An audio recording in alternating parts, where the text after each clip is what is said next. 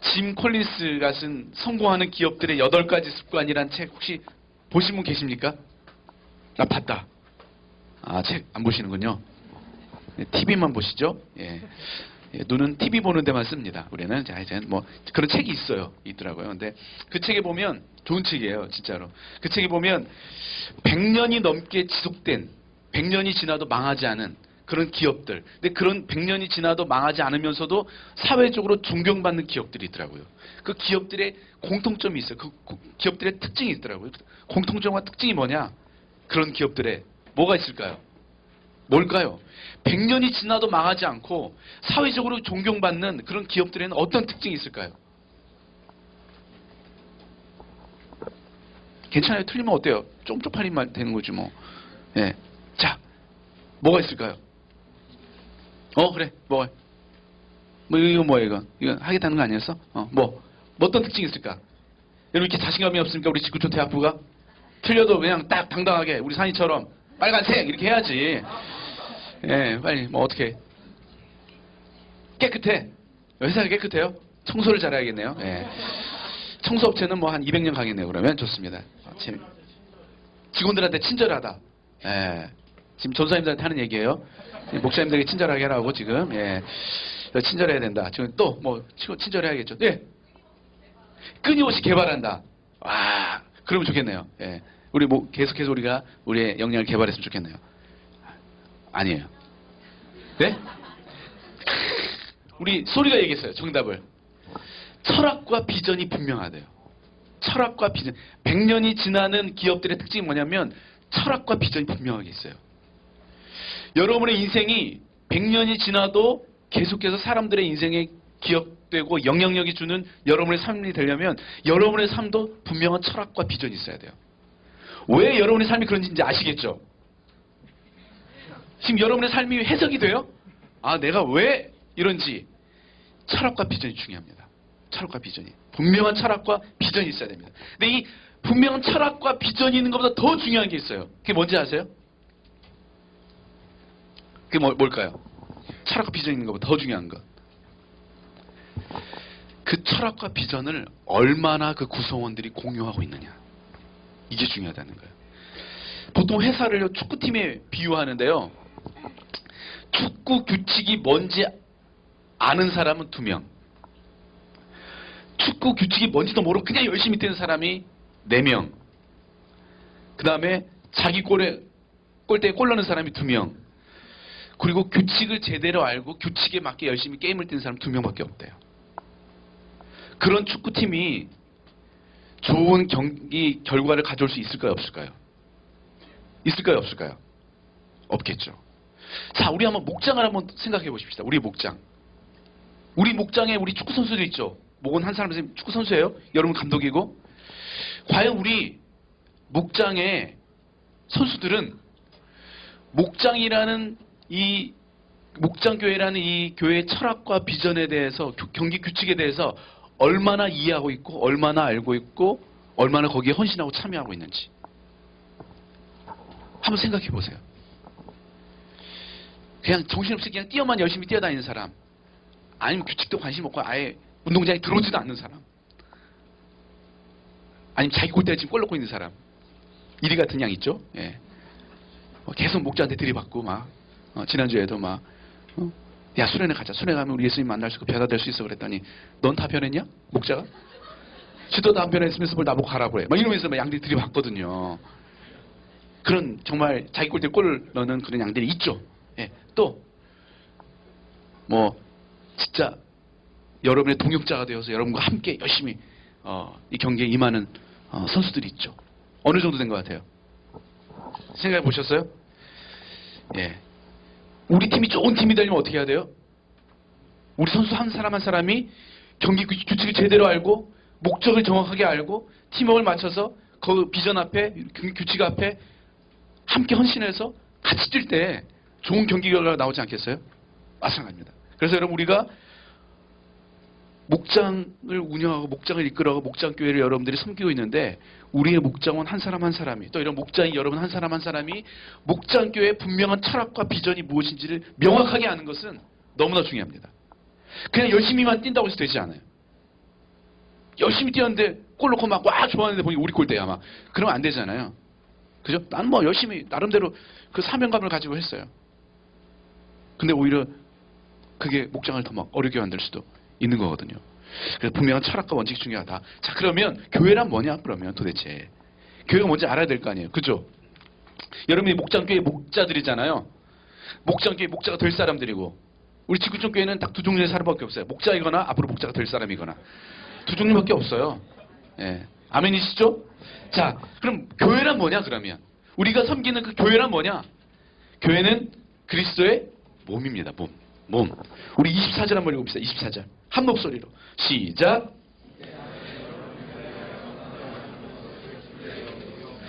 그리스도의 남은 고난을 그분의 몸, 곧 교회를 위하여 이렇게 돼 있죠. 그분의 몸, 곧 교회를 위하여. 교회가 뭐라는 거예요? 그리스도의 몸이라는 거예요. 몸이 뭐예요? 몸. 그리스도의 몸이다. 이게 뭐예요? 무슨 뜻이에요? 몸의 특징이 있어요. 몸의 특징. 몸의 특징은 첫 번째 뭐냐면 유기체라는 거예요. 몸은 유기체입니다. 생명체예요. 생명체이고 유기체입니다. 무슨 뜻이에요?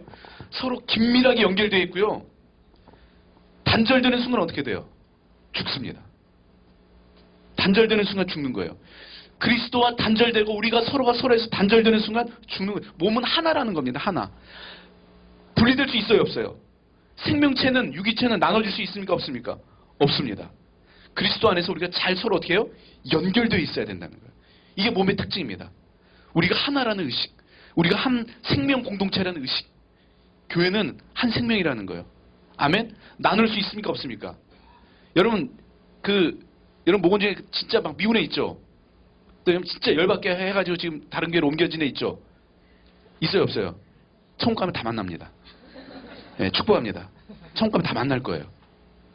네, 우리 하나입니다. 하나. 나눠줄 수 없어요. 이 교회란 뭐냐? 하나의 생명체라는 거. 유기체라는 거. 여러분 가족 중에 마음에 안 든다고 막 잘라내요? 여러분 부모님이 너는 성적이 안 돼. 마음에 안 들어. 너 이제 우리 가족 아니야. 막 잘라내고 그러나요? 너 계속 사고치고 게임하고 막 너 밤새 게임하고 그래? 알았어. 자, 호적 가져오세요. 호적 딱 파가지고 막 그렇게 하나요? 물론 그런 분들 가끔 계시더라고. 요즘 세상이 워낙 무서워져가지고 엄마 아빠 무서워요. 막 그런데 보통 그렇지 않잖아요. 아무리 문제 있는 아이가 있어도 어떻게 해요? 끝까지 품고 가잖아요. 그렇지 않습니까? 저희 집안에도 그런 분이 한 분 계셔요. 진짜 축복이 엄청 되는 분이 한 분 계시는데 그래도 저희 아버지 어머님이가 포기를 안 하더라고요. 제가 중학교 때 우리 형님 얘기를 해버렸네. 이건 공개되지 않은 거니까. 저희 형님이 진짜 막 장난이 아니거든요. 고등학교 2학년 때까지 항상 전교 1, 2등 했었어요. 저희 형님이. 그리고 저희 형님 덕분에 저는 진짜 자유로운 영혼으로 자랐죠. 한 번도 아버님이 이제 저희 공부 얘기하신 적도 없고. 근데 형님 고등학교 2학년 때 공부를 더 열심히 하게 해서 학교 앞에 자취방을 얻어놓고 이제 거기서 공부하겠다. 집 왔다 갔다 하는 시간이 아깝다. 근데 이제 그 자취방에 노는 형님들이 와가지고 형님이 이제 같이 노는 형님이 돼버렸어요. 전교 1등에서 전교 꼴등으로 이렇게 막 되고 막 가출을 하고 막 그랬었거든요. 저희 형님이 고등학교 때 가출을 했는데 진짜 너무 힘들었어요. 2달간 가출을 했어요. 고등학교 3학년 때쯤. 저희 아버지 어머니 매일 우시고 서로 싸우시고 막 형 때문에 전 진짜 피가 마른 줄 알았어요. 옆에서 내가 잘못한 것도 아닌데 왜 지가 나가는데 내가 힘드냐고 막 이러면서 막 진짜 나 같았으면 호적에서 파고 싶었거든요. 근데 2달인가 있다가 저희 형님이 딱 들어오는데 저는 저희 집안 난리 날 줄 알았거든요. 막 아버님이 형님 막 잡을 줄 알고 막 그럴 줄 알았는데 아버님이 왔냐? 그러고 아무 말 안 하시는 거예요. 저희 어머니가 뭐라고 하시냐면 나 너만 건강하게 있으면 된다고. 저희 형님한테 그 얘기 하더라고요. 전 진짜 막 죽이고 싶었거든요. 진짜로. 근데 저희 어머니는 난 너만 건강하게 들어오면 괜찮다. 너만 있으면 된다고. 그러고 그냥 받아주시더라고. 그게 가족이잖아요, 근데. 그렇지 않습니까? 교회는 그런 거예요. 운명 공동체, 생명 공동체, 유기체. 하나라는 거. 나뉘어질 수 있다, 없다. 나눌 수 있다, 없다. 얼마든지 연애하고 깨지면 나눌 수 있다. 그런가요? 그럴 수 있어요, 없어요? 교회는 나눠질 수 없는 곳입니다. 천국 가면 다 만납니다. 아멘이시죠?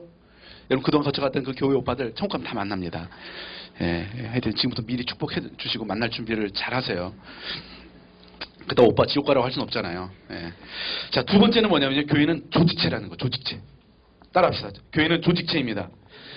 교회는요, 잘 짜여진 조직체. 우리 몸은 잘 짜여진 조직체로 되어 있습니다. 우리 생명체이면서 동시에 조직체예요. 막 몸이 아무렇게나 막 무질서하게 움직이지 않습니다. 몸은 굉장히 질서정연하게 움직여요. 아멘이세요? 막, 야, 오른손 들어, 근데 막 갑자기 왼발 들고 막 그러지 않잖아요. 질서 있게 서로 연결되어서 머리에 명령을 받고 질서 있게 움직이잖아요. 그렇지 않습니까? 질서 있게 움직이는 조직체라는 거예요. 근데 이제 교회 안에 보면 이 조직체라는 거에 좀 약간 부정적인 인식을 가지고 있는 사람들이 있어요. 아, 교회가 너무 시스템과 조직과 막 이런 얘기 하거든요. 근데 여러분 몸의 시스템과 조직이 다 무너져 보세요. 그럼 여러분 아무것도 못해요. 시스템과 조직은 우리로 하여금 더 힘있게 건강하게 일하게 하는 거거든요. 교회는 조직체입니다. 교회가 그리스도의 몸이다 이 얘기는 교회는 유기체이고 생명체이다. 동시에 교회는 조직체다 이 얘기입니다. 아멘이세요? 아멘? 그래서 여러분 그 조직적인 일들을 우리가 하고 있거든요. 그게 쓸모없는 일일까요? 의미 없는 일일까요? 교회가 그런 거 하면 안 될까요? 아닙니다. 해야 돼요. 건강한 교회일수록 더 조직적이에요.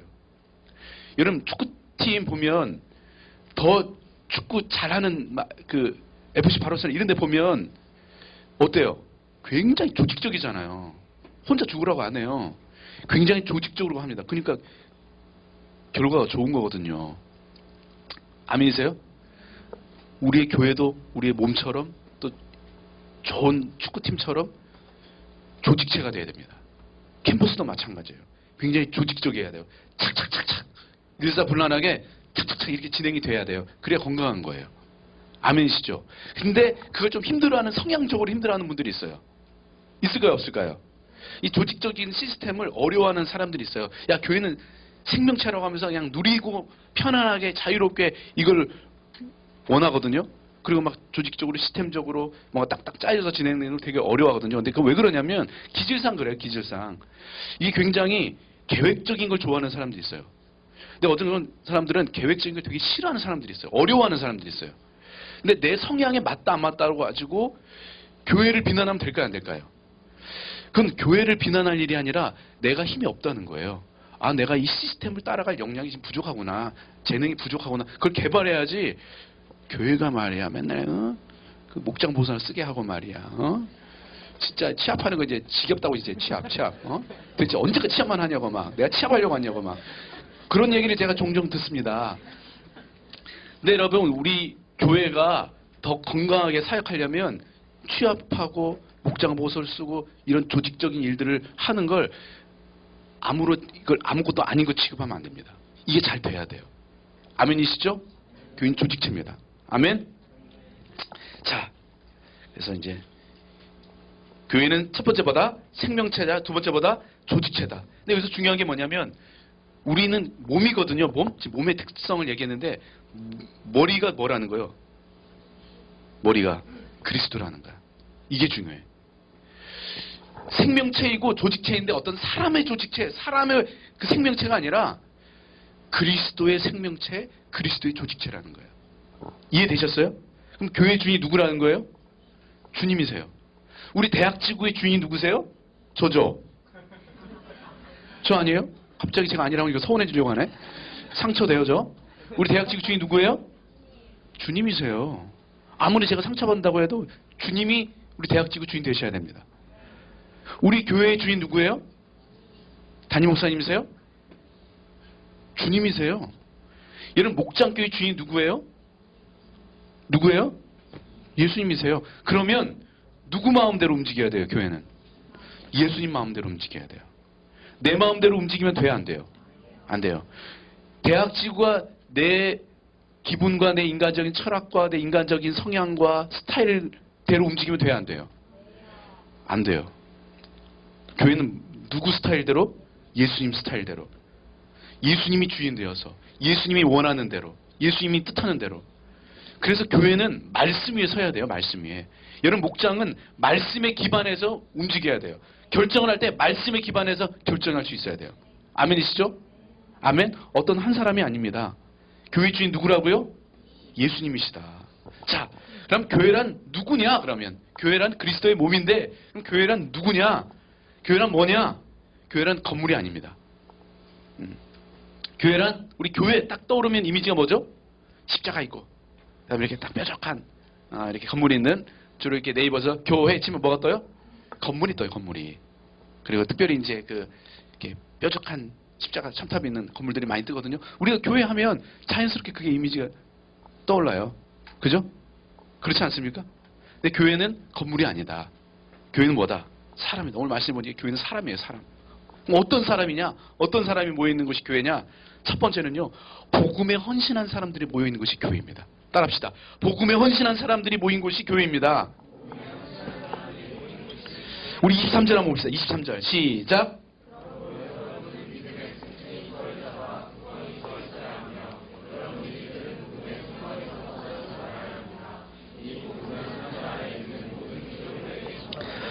나 바울은 이 뭐예요? 복음의 일꾼이 되었습니다.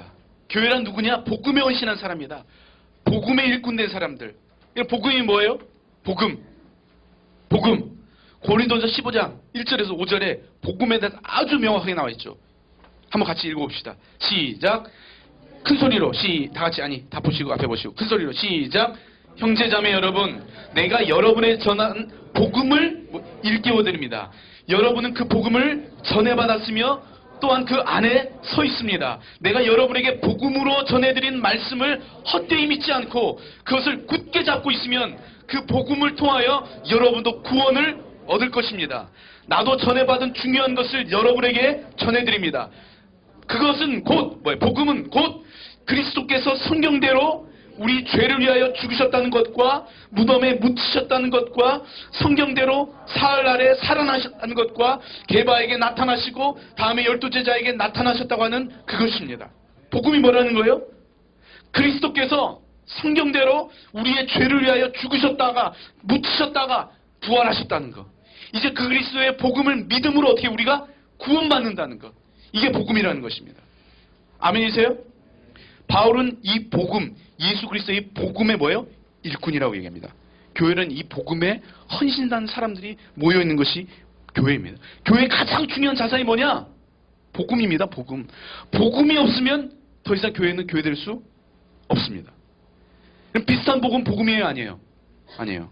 여러분, 쌍둥이 진짜 비슷하거든요? 쌍둥이. 이상민, 이상훈인가?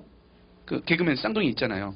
본이가 전화로 해가지고 얼굴 보게 해가지고 형인지 동생인지 맞추는 게 하는데 친한 친구들한테 막 개그맨 하는데 못 맞춰요. 나중에 엄마한테 전화했거든요. 엄마는 알 거라고. 엄마한테 했는데 엄마 맞췄을까 못 맞췄을까요? 못 맞추더라고. 근데 아무리 엄마가 못 알아볼 정도로 비슷해 보여도 이상민, 이상문이 같아요? 하나예요? 아니죠. 비슷한 건 같은 게 아니다. 비슷한 복음은 복음이 아니다. 아무리 복음 비스무리해도 복음이 아니면 아닌 거예요. 아멘? 여러분이 경험한 게 진짜 복음인지 복음 비스무리한 건지 돌아보셔야 돼요. 내가 진짜 믿고 있는 그 복음이 죄인된 나를 위해 예수 그리스도께서 십자가에 달려 죽으시고 부활하심으로 말미암아 내 죄가 용서받았다. 이제 그분을 믿음으로 내가 구원받았다. 이 복음인지 예수 믿었더니 수능이 대박났다. 너도 예수 믿으면 수능 대박난다. 이 복음인지 예수 믿었더니 오빠들이 나한테 전화번호를 물어보게 됐다. 예수 믿어라. 복 받는다. 오빠 복. 일단 너는 오빠에게 구원받아야 된다. 막 이러면서 우리가 그런 복을 가지고 있지 않는지. 예수도 믿고 구원도 받는다고 하지만 근데 그것보다 예수 믿음으로 말미암아 내가 이 땅에서 살면서 누리는 어떤 내가 원하는 소원을 이루는 여기 계속 복음의 비밀 이야기하거든요. 그 시크릿 그 책 아시죠? 코베네 같은 책 시크릿 그 얘기 아니에요. 뭐 건강하고 성공하고 부자 되려면 그 생각을 많이 하면 그 건강하고 성공 부자 된다. 그걸 복음 비밀이라고 하는데 오늘 여기 복음의 비밀은 뭐래요? 네가 그거 생각 많이 하면 그렇게 된다가 아니고요. 예수 그리스도가 복음의 비밀이라는 거예요. 진짜 비밀이 뭐예요? 예수 그리스도예요. 그분으로 말미암아 우리가 구원받게 되었다는 거. 이 복음에 대한 분명 확신이 있어야 된다는 거예요. 이 복음에 대한 확신이 있고 이 복음에 헌신한 사람들이 모여 있는 곳이 어디라는 거예요? 교회라는 거예요. 아멘이십니까? 이런 복음을 경험하셨어요? 진짜 여러분이 죄인이라는 걸 직면하셨습니까? 내가 진짜 죄인이구나. 나의 힘과 능력으로는 나의 윤리적인 도덕적인 한계 문제를 극복할 수 없구나. 내 능력의 한계를 극복할 수 없구나. 네 생명의 문제를 한계를 극복할 수 없구나. 죽음의 문제를 내가 극복할 수 없구나. 내 힘으로 할 수 있는 게 없구나. 진짜 예수 그리스도의 은혜 외에는 내게 답이 없구나. 소망이 없구나. 이 진짜 복음을 여러분 경험하셨어요? 경험하셔야 돼요. 내가 진짜 아직 복음에 대한 확신이 없다. 내가 복음에 대한 경험이 없다. 그럼 빨리 전도사님 찾아가세요. 나 아직 모르겠다고.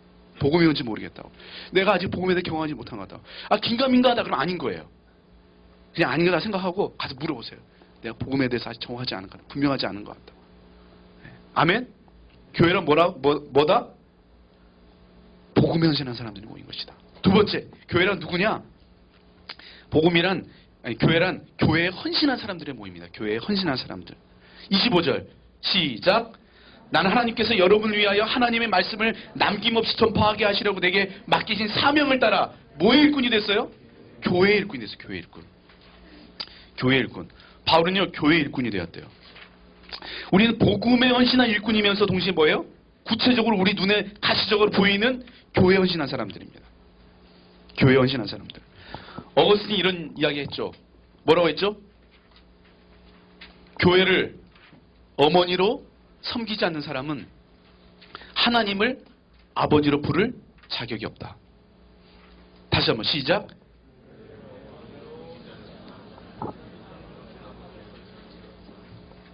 예, 우리 눈에 보이는 가시적인 지역교회를 인정하지 않으면요 하나님을 부인하는 거예요.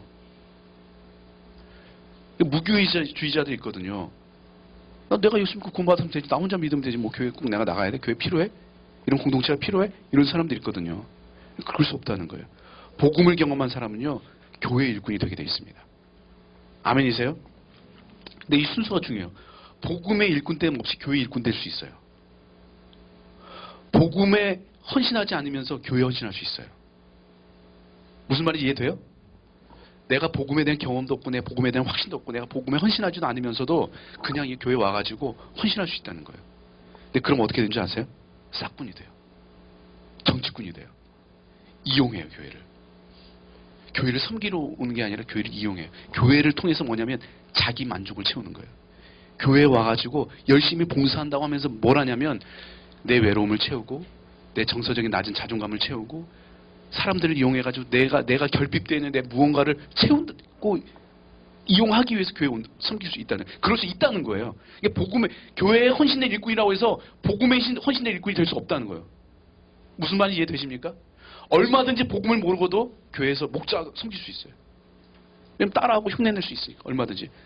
우리가 얼마나 연기 잘해요. 그죠? 그래서, 진짜 막 20년 교회 열심히 다니고, 또 뭐 예배 열심히 나오고, 우리 또 솔직히, 뭐 한 3년만 그냥 교회 일주일에 한 2, 3일씩 나오면 진짜 예수 잘 믿는 사람인 줄 알거든요. 그렇잖아요. 그래서 교회 일꾼 될 수 있어요. 캠장 애들도 다 할 수 있어요. 목사까지도 될 수 있어요. 복음의 헌신 없이도. 근데 그러면 어떻게 된다? 사건이 된다. 교회를 어떻게 해요? 무너뜨리게 된다. 자, 우리는 교회를 이용하는 사람이 아니라 교회에 헌신한 사람이 되어야 됩니다. 아멘이시죠? 그러면 그런 복음에 헌신하고 교회 헌신한 사람들이 모여서 뭘 하느냐? 교회는 뭘 해야 되느냐? 교회의 사명이 뭐냐? 예. 교회 비전이 뭐냐? 예. 첫 번째, 교회는요 복음을 전해야 합니다. 따라합시다. 복음을 전해야 합니다. 복음을 전해야 합니다. 우리 27절, 28절 거기 한번 읽어보십시다. 시작. 하나님께서는 이방 사람 가운데 나타난 이 비밀의 영광이 얼마나 풍성한지를 성도들에게 알리려고 하셨습니다. 이 비밀은 여러분 안에 계신 그리스도요 곧 영광의 소망입니다. 우리는 이 그리스도를 어떻게 해요? 전합니다. 이렇게 됐어요. 교회는 뭘로 충만해야 돼요? 복음으로 충만해야 돼요. 영광의 비밀인 복음으로, 그리스도의 복음으로 충만해야 됩니다. 그리고 어떻게 해요? 그 복음을 전해야 된다는 거예요. 교회의 존재 목적이 뭐냐? 복음을 증거하기 위해서, 복음을 전하기 위해서. 이건 교회의 존재 목적입니다. 복음을 전하지 않는 교회는 교회가 아닙니다. 교회의 존재 목적을 상실한 거예요. 119 존재 목적이 뭐예요? 119 존재 목적이 뭡니까? 119 존재 목적이. 요즘 참 119 존재 목적이 참 다양해졌더라고요. 예전에 불 끄는 거였는데 요즘에 강아지 뭐 살려주고 뭐 집에 강아지가 목에 꼈어요. 뭐 그럼 그거 119 다 무조건 119더라고. 그래서 약간 가제트 형사 같은 느낌인데 원래 119는 뭐예요? 목적이? 불 끄는 거잖아요. 근데 119가 불을 안 꺼요. 그러면 어떻게 될까요? 그럼 어떻게 될까요? 119가 불을 안 끄면 어떻게 되겠어요? 엄청난 화재로 인한 어떻게 해요? 많은 피해가 있을 거 아니에요. 존재 목적을 상실해버리면. 교회가 교회 존재 목적을 상실하면 어떻게 되겠어요? 그냥 가만히 있어도 지옥행이에요. 예. 무슨 말인지 이해되십니까? 근데 여기에서 그리스도를 전합니다. 이게요, 뭘로 쓰냐면 현재 동사형으로 쓰였어요. 현재 동사. 뭐냐면 이 현재 동사는 언제 쓰냐면 습관을 나타낼 때 쓰는 거거든요. 습관. 이게 복음을 전합니다. 이게 뭐냐면요, 생각날 때 한번 복음 전했다. 뭔가 분위기가 돼서 한번 복음 전했다. 아, 오늘 왠지 전도해야겠다. 땡겨가지고 전도. 이게 아니에요. 습관적으로 복음 전했다요. 날마다 복음 전했다는 거예요. 언제나 복음 전했다는 거예요. 반복해서. 복음 전하는 게 일상의 습관이 되었다는 거예요. 바울에게 있어서. 무슨 말이 이해됩니까? 사도행전 1장 8절 아시죠? 사도행전 1장 8절. 목자 정도 이 정도 외워야죠. 시작. 오직 성령이 너희에게 임하시면 너희가 권능을 받고 예루살렘과 온 유대와 사마리아와 땅까지 이르러 내 증인이 되리라. 아시죠?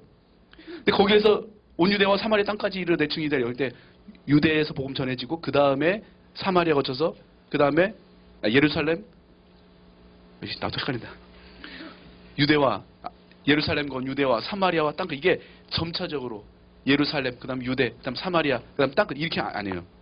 동시다발적. 유대와 사마리아와 땅까지 이르러 복음을 증 거예요. 동시다발적인 거예요. 순차적인 게 아니에요. 어디 우리 지역전도 먼저 하고 가족전도 먼저 하고 지역전도 먼저 하고 그 다음에 국내전도 하고 그 다음에 해외 소개해야 된다. 그게 아니에요.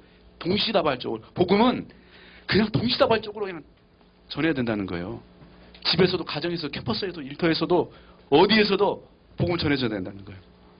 그게 교회의 존재 목적이라는 거예요. 아멘이세요? 여러분, 근데 여기에 또 중요한 단어가 뭐냐면 바울이 뭐라면 나는 이라고 하지 않았어요. 바울이 나는 이라고 하지 않고 뭐라고 했어요? 우리는 이렇게 했어요. 우리는 그럼 목장은요, 복음 전도는요, 나 혼자 하는 게 아니고 우리 목장이 함께 하는 거예요. 교회가 함께 하는 거예요. 이런 목장에서 함께 복음을 전할 수 있어야 됩니다. 복음을 전하지 않는 목장교회는 존재 목적을 상실한 목장교회입니다. 복음을 전했어요. 그래서 우리 교환 나눔에 마지막에 지난주에 어떻게 복음을 나눴었는지 나누는 교환을 넣어놨잖아요. 이번 주는 없는데 우리 매주 그 나눔의 범위 뒤에 밑에 있잖아요. 오늘은 강의 아니라서 그게 없는데 그게 있거든요. 지난주에 어떻게 복음을 나눴고 복음 VIP에서 뭘 했냐. 그 마지막에 넣어놨는데 왜냐하면 그걸 하지 않은 건 목적을 잃어버린 거기 때문에. 그래서 매주 어떻게 우리의 VIP들에게 복음을 나누기 위해서 내가 뭘 했는지, 내가 이 친구에게 복음을 전하기 위해서 내가 식당에 밥을 사줬다. 카톡으로 칭찬을 해줬다. 좋은 힘이 되는 말씀을 잘 보내줬다. 힘들어 하길래 내가 불러다가, 술을 마시면 안 되겠죠? 불러다가 카페에서 이렇게 남자 둘이 앉아가지고 얘기를 들어줬다. 뭐 이런 얘기를 나눌 수 있어야 돼요. 아멘? 복음이 계속해서 전해져야 된다. 이게 교회의 존재 목적이다. 사명이다. 예. 첫 번째 목적 뭐라고요? 복음을 전하는 거. 예. 두 번째는 뭐예요? 영혼을 세워야 됩니다. 영혼을 세워야 돼요. 영혼을 세워야 됩니다. 제자를 세워야 됩니다. 제자를. 복음을 전해야 되고 제자를 세워야 됩니다. 제자를 세워야 한다. 양육하는 28절 봅시다. 28절 시작. 우리는 모든 사람을 그리스도 안에서 온전한 사람으로 어떻게 해요? 세우기 위하여. 온전한 사람으로 세우는 거. 온전한 사람으로 세우는 거. 복음으로 거듭난 사람을 그리스도 안에서 우리가 어떻게 해요? 온전한 사람으로 세워야 된다. 이렇게 온전한 사람. 그래서 온전한 사람 이게 원어의 뜻이 뭐냐면 결함이 없는 상태 이런 뜻입니다. 결함이 없는 사람. 다시 말하면 뭐냐면 전 인격적으로 성숙한 사람. 우리가 어떤 인격이 결함 없이 인격적으로 성숙한 사람. 우리의 인격이 그리스도를 닮은 사람. 그리스도를 닮는 사람은 어떻게 해요? 세워야 된다는 거예요. 그게 뭡니까? 제자죠, 제자. 제자입니다, 제자. 제자 세우는 것. 제자 세우는 것이 목적이라는 거예요. 그럼 어떻게 우리가 그리스도를 닮는 성숙한 사람으로 제자를 세울 수 있느냐? 첫 번째는 뭐냐면 권하며예요, 권하며. 모든 사람, 우리는 모든 사람을 그리스도 안에서 온전한 사람으로 세우기 위하여 모든 사람이 어떻게 해요? 권하며 이렇게 했어요. 권하며. 이 권하며라는 단어는요, 마음이란 뜻의 누스하고요, 두다라는 뜻의 티테미의 합성입니다. 티테미. 누스와 티테미 합성어예요. 이게 권하며라는 뜻이거든요. 합치면 무슨 뜻이에요? 마음속에 두다 이런 거예요. 권한다 이 뜻은 뭐냐면요, 마음속에 두다, 마음에 둔다 이런 거예요. 마음을 같이 한다 이런 뜻이에요. 우리가 그리스도의 제자를 세우고 영혼을 세우고 하나님의 사람으로 온전하게 세우기 위해서는 어떻게 해야 되냐? 마음에 둬야 된다는 거예요. 그 사람을 내 어떻게 해요? 마음에 둬야 된다는 거예요. 그 사람의 이야기를 내 마음에 둬야 된다는 거예요. 이 무슨 뜻일까요? 서로 마음을 같이 한다는 거예요. 우리가 서로 마음을 같이 하고 서로 마음이 하나 되고 마음을 둘 때 어떻게 돼요? 거기서 치유가 일어나거든요. 아파하는 사람과 함께 내가 마음을 아파하는 그 사람의 그 삶을 내 마음에 두는 거예요. 힘들어하는 형제 자매들의 마음을 어떻게 해요? 내 마음에 두는 거예요. 거기서 치유가 일어나요. 거기에서 회복이 일어나요. 권하며. 우리 목장에서 뭐 어떤 일이 일어나야 돼요? 권하며가 돼요. 권하며. 서로 마음을 같이 하고 마음이 하나 되고 서로 마음에 둘 수 있어야 돼요. 마음을 같이 할 수 있어야 돼요. 얘는 힘들어 죽겠는데 그건 뭐고 나는 뭐 아싸 가오리나 요즘 엄청 신나 남자 생겼거든 막 그러면서 막 그러면 될까요 안 될까요? 거기에 치유가 있어요 없어요? 진짜 어렵게 내 마음에 얘기했더니 뭔가 벽에다 얘기한 것 같아. 그래서 돌아갈 때 무슨 생각이 드냐면 괜히 얘기했다. 그러면 그 영혼의 치유가 일어날까요 안 일어날까요? 일어날 수 없어요. 우리가 답을 주지 못해도 괜찮아요. 치유는요, 마음을 그냥 같이 하면 돼요. 권하며가 되면 마음의 치유가 일어나요. 우리가 막 좋은 정답을 주고 해답을 주고 막 우리가 막 상담사로서 막 심리치료사로서 딱 마음의 상처를 얘기했을 때 그래 탁탁탁 이게 못해도 돼요. 그냥 아무 말 안 해도 돼요. 그냥 마음을 같이 해서 그 마음을 알아만 줘도 그 마음이 내 마음이 되기만 해도 치유는 일어납니다. 아멘. 그 치유를 통해서 사람이 세워지는 거예요. 우리 목장에서 저는 이런 치유가 일어났으면 좋겠어요. 그냥 형식적인 얘기, 어디서나 하는 얘기, 길거리 지나가는 사람 만나고도 할 수 있는 얘기. 우리 목장에서 그런 얘기만 하면 안 돼요. 지난주 어떻게 지냈니? 뭐 학교 갔다 가요? 뭐 밥 잘 먹고 잘 지냈어요? 그건 지나가다 미국역에서 아무나 만나고도 할 수 있는 얘기잖아요. 그렇지 않아요? 목장에서는 그러면 안 된다는 거예요. 누구에게도 이야기하지 못했던 내 마음의 이야기, 내 상처, 내 아픔, 내 이야기. 그 얘기를 목장에서 어떻게 해요? 나눠줄 수 있어야 돼요. 그리고 그 얘기를 어떻게 해요? 다 같은 마음으로 어떻게 해요? 내 마음에 둬야 돼요. 그러면 거기에서 치유가 일어나고 회복이 일어나고 사람이 세워지는 겁니다. 아멘이시죠? 아멘? 네. 지난주에도 보니까 우리 한 목자가 시험이 있어가지고 막 시험 힘들다 어리다 그러니까 댓글을 막 계속 응원해주고 기도하고 있고 기도하겠다고 하고 마음을 두는 거예요. 내 마음에. 시험 네가 열심히 공부해서 보는 거지 그걸 왜 나한테 얘기해. 이렇게 하지 않았어요. 잘 될 거라고 힘내라고 기도하겠다고. 그 형제 자매의 이야기를 삶의 문제를 내 마음에 두는 거. 거기서 치유가 일어납니다. 아멘이시죠? 두 번째는 어떻게 해요? 어떻게 해서 세워져요? 그 사람에게 권하며 지혜를 다해 모든 사람 어떻게 해요? 가르칩니다. 이 가르치다 이건 어떤 뜻이냐면요. 구체적이고 실제적으로 가르쳐주다 이런 뜻이에요. 여기서 가르치는 건 두리뭉실한 게 아니고 아주 구체적이고 디테일한 가르침을 이야기합니다. 구체적이고 디테일하게 우리에게 분명한 가르침을 준다는 거예요. 그래서 실제적으로 우리 목장을 통해서 어떻게 해요? 복음에 대해서 하나님 나라에 대해서 성도의 삶에 대해서 하나님의 말씀을 어떻게 해요? 디테일하게 잘 가르쳐줘야 됩니다. 실제적으로 구체적으로 가르쳐줘야 돼요. 근데 실제적이고 구체적으로 가르쳐주려면 어떻게 해야 되는지 아세요? 두리뭉실하게 가르치려면요, 성경만 봐도 돼요. 성경 보고 성경 내가 설명해 주는 건 그냥 다 할 수 있어요. 근데 구체적으로 디테일하게 가르쳐 주려면요, 그 사람을 모르면 못해요. 그 사람을 알아야 구체적이고 디테일하게 가르쳐 줄 수 있어요. 나눔이 두리뭉실하다는 건 잘 모른다는 거예요. 그러니까 디테일하게 못 가르쳐 주는 거예요. 디테일하게 가르쳐 주려면 제대로 알아야 돼요. 제대로 알려면 어떻게 해야 돼요? 관심을 가지고 집중해서 어떻게 해요? 들어야 돼요. 이해해야 되고, 그 사람에 대해서 생각해야 되고, 기도하면서 어떻게 할지 고민하고, 그래야 디테일하게 가르쳐 줄 수 있어요. 근데 이런 디테일한 가르침을 통해서 어떻게 된다고요? 제자가 세워진다는 거예요. 온전한 사람이 세워진다는 거예요. 여러분, 우리 제자 훈련 받고 나면 어때요? 막 변했다고 하잖아요. 왜 그래요? 강의 내용이 좋아서 그럴까요? 아니에요. 그 소그룹을 통해서 서로를 오픈하면서 서로를 아는 거예요. 그러면서 그 사람에게 맞는 가르침이 디테일하게 전해지니까 변화가 일어나는 거예요. 무슨 말인지 이해돼요? 디테일한 가르침. 이게 훈련이거든요. 훈련이 중요합니다. 훈련을 통해서 이 가르치다, 이건 훈련한다, 이런 뜻이에요. 훈련을 통해서 어떻게 해요? 우리가 그리스도의 제자로 세워진다는 거예요. 여러분, 목장을 왜 우리가 해요? 그냥 우리 주일 예배 한 번에 딱 하면 쉽잖아요. 그렇지 않아요? 담임 목사님 딱 그냥 한번 예배 딱 드리고 자, 그럼 끝나잖아요. 근데 왜 그래요? 왜 막 토요일날 목자들 이 많은 사람들 그냥 목사님 혼자 고생하면 될 걸 왜 이 많은 사람들 다 고생시키고 막 고생하면서 막 이 토요일날 모였다가 주일날 또 막 모여가지고 왜 해요? 디테일하게 가르치기 위해서. 그래야 제자가 세워지니까. 여러분, 목장 안에서요, 말씀이 디테일하게 나눠져야 됩니다. 구체적으로 말씀이 나눠져야 돼요. 그래서 사람이 세워져야 돼요. 6개월이 지났는데도 항상 동일하다, 이 아이의 영적인 상태가. 그러면 안 되겠죠.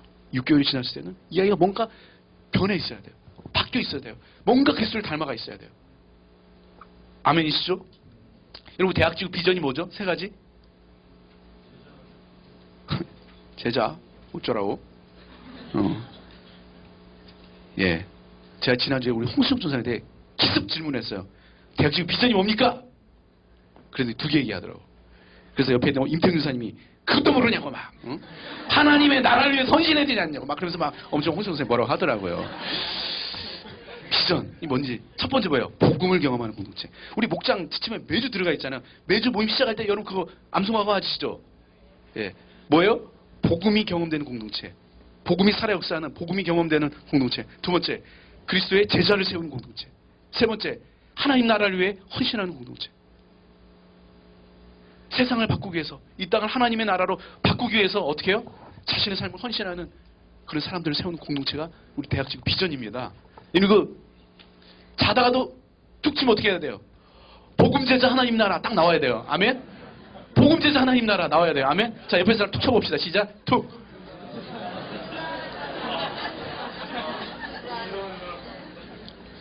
예. 여러분, 우리가 하는 모든 것이 이 복음과 제자와 하나님 나라와 연결되어 있어야 됩니다. 이거와 연결되지 않은 사역은 사역이 아니에요. 아멘? 내가 하는 모든 내가 목자로서 하는 모든 것이 복음을 경험하게 하고 그리스도의 제자를 세우게 하고 하나님의 나라를 위해 자신의 삶을 드리는 그 일 앞에 헌신하게 하는 그거와 연결되어 있어야 돼요. 아멘? 아멘이세요? 내일 우리 우리 목장 뭐죠? 오픈하우스? 오픈데이? 뭐 하잖아요. 하여튼 열잖아요, 내일 목장을. 예? 목장 열지 않습니까? 그래서 자유롭게 막 집에서 하든지 카페에서 하든지 뭐 길거리에서 하든지 뭐 마음대로 하고 있잖아요. 중앙공원 좋아요. 엄청 날씨 춥고 서로 엄청 가까워질 수 있는 기회입니다. 중앙공원. 베스킨라빈스를 딱 사가지고 가가지고 중앙공원에서 딱 우리는 하나야 그러면서 이렇게 텐트 치고 막 그러면 엄청 재밌을 것 같아요. 내일 하여튼 뭐 이렇게 오픈하우스 아주 즐겁게 하는데 왜 해요 그거? 왜 하는 거예요? 복음, 제자, 하나님 나라와 연결되어 있어야 돼요. 우리 공동체 안에, 목자 안에 아직 복음을 모르는 아이들, 청결자된 아이들, 이런 아이들 다시 교회로 초대하기 위해서 하는 거예요. 예. 그래서 그 아이들이 수련회 가게 하려고. 수련회 가야 예수님 제대로 만나니까. 예. 아멘이시죠? 그래서 이게 중요합니다. 우리의 비전. 툭 치면 뭐라고요? 복음 제자 하나님 나라. 복음 제자 하나님 나라. 이 연결되어 있어야 됩니다. 우리 성 어거스틴이 교회에 대해서 뭐라고 했냐면, 교회는 예수 그리스도의 성육신의 연장이다 이렇게 얘기했어요. 교회는 뭐다? 예수 그리스도의 성육신의 연장이다. 이게 무슨 뜻이에요? 예수님께서 성육신 하셔서 이 땅에 오셔서 하신 그 일을 연장해서 그대로 하는 거, 그게 교회라는 거예요. 예수님께서 이 땅에 오셔서 하셨던 그 일을 하는 것이 교회라는 거예요. 예수님 이 땅에 오셔서 뭐 하셨어요? 가르치고 치료하고 전파하고 복음 전도하고 영혼 치유하고 하나님 나라 가르치고 전도하고 제자 세우는 거. 예수님 그거 하셨거든요. 교회는 그거 해야 된다는 거예요. 아멘이시죠? 그럼 어떻게 우리가 사역을 해야 되느냐? 우리가 이런 사역을 하기 위해서 복음을 전하고 그리스도의 제자를 세우기 위해서 어떻게 해야 되느냐? 첫 번째는요. 성령 충만해야 된다는 거예요. 성령 충만. 따라합시다. 성령 충만해야 됩니다. 성령 충만해야 됩니다. 우리 29절에 보니까 한번 같이 읽어볼까요? 29절 시작.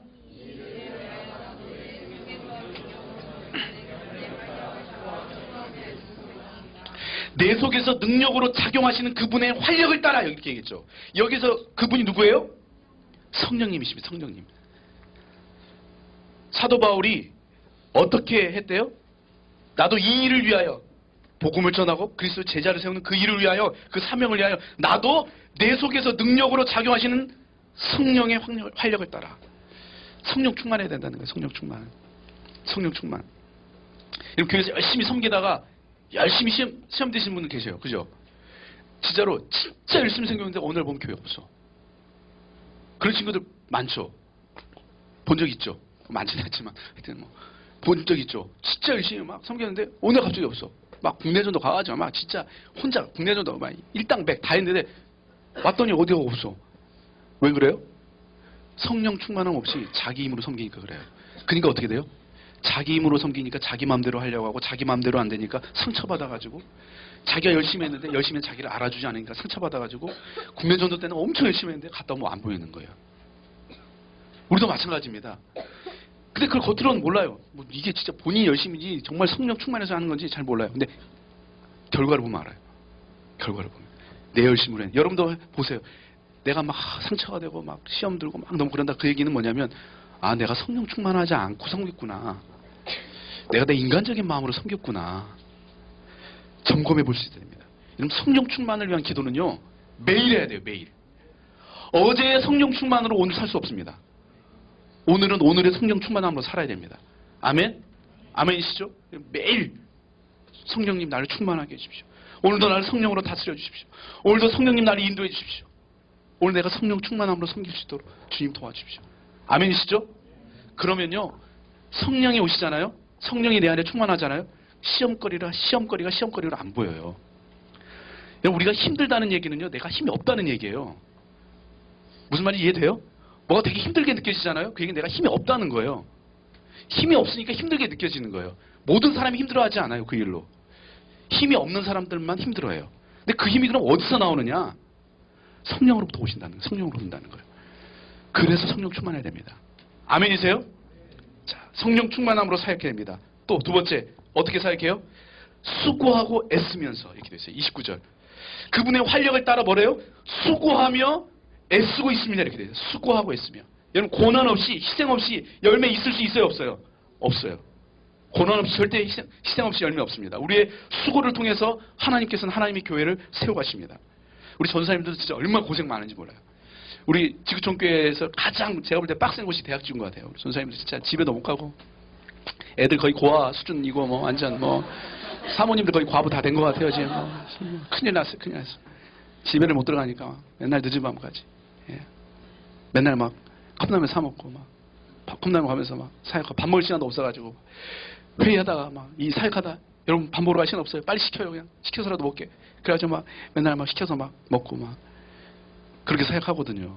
여러분 저렇게 고생하시는 분들 불쌍하지 않습니까? 근데 저분들이 뭐 때문에 울고 뭐 때문에 좋아하는지 아세요? 우리 회의하고 나눔할 때 우리 목양 회의할 때 뭐 때문에 힘들어하고 뭐 때문에 기뻐하는지 아세요? 여러분 때문에. 목자들 우리 목자 이런 지금 상황이 있습니다. 그러면서 막 괴로워하고 우리 목자 중에 지금 이런 친구 지금 어려운 가운데 있다고 하면서 되게 괴로워하고, 또 우리 목자 중에 지금 이번에 이렇게 됐다고 그래서 막 기뻐하고, 죽으라고 고생하면서 막 하는데요. 뭐 때문에 기뻐하냐면 여러분 때문에 기뻐하고 여러분 때문에 울어요. 저분들이 기도하면서 막 울면서 기도하고. 예. 근데 그 수고가 있기 때문에 공동체가 세워져 가는 거예요. 또 우리 목자들도 얼마나 진짜 제가 지난주에도 보니까 목자들 막 하루 종일 일하고 밤늦게 전화했더니 뭐하냐 그랬더니 목원들이 지금 전화하고 있다고, 수련회 가자고 지금 전화 돌리고 있다고. 진짜 말 안 듣는 진짜 늑대 같은 양들을 지금 양으로 바꾸려고 진짜 우리 목자들이 얼마나 진짜 트랜스젠더 거의 그냥 수준이에요. 그냥 늑대인데 양으로 바꾸려고 막 진짜 우리 목자님들 얼마나 애를 쓰는지 몰라요. 너무 저 솔직히 감동이 됐어요. 그 늦은 밤에 전화해서 뭐 하냐 했더니 목원들 지금 전화하고 있다고. 낮에 일하고 전화할 시간이 없어가지고. 전 그런 수고가 있기 때문에 그리스도 제자들이 세워진다고 생각해요. 아까 우리 범성이 얘기했잖아요. 그 누나의 그 헌신, 누나의 수고를 통해서 우리 범성이 지금 이렇게 온 거 아니에요.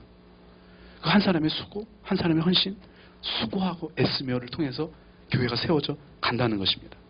근데 사도 바울이요, 수고하고 애를 쓰는데요, 어느 정도로 수고하고 애쓰냐면요, 24절에 이렇게 되어 있어요. 이제 나는 여러분을 위하여 고난받는 것을 기쁘게 여기고 있으며 그리스도의 남은 고난을 그분의 몸된 교회를 위하여 내 육신으로 채워가고 있습니다. 이렇게 얘기하고 있습니다. 교회를 위해서, 하나님의 교회를 위해서 그 그리스도의 남은 고난을 내 몸에 채운다고. 내 몸으로 고생한다는 거예요. 몸으로 뛰고 있다는 거예요, 진짜로. 근데 그 고난을 어떻게 여긴대요? 기쁘게. 저는 여러분을 위해서 고난받는 것이 기쁘다고.